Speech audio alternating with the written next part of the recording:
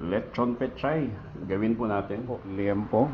Lagyan natin ng ilang piraso ng bawang, onion leeks, bay leaf, paminta.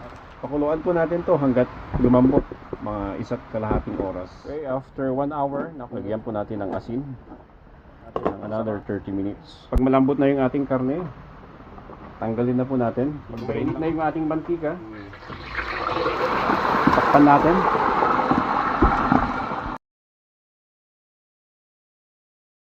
After 15 minutes, i-refry po natin siya sa mas mainit na temperature.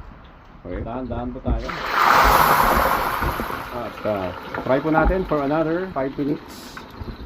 Pwede na po natin siyang hanguin. Okay, so ito po yung ating liempo. Malutong at juicy po. Sibuyas at bawang. Kamatis.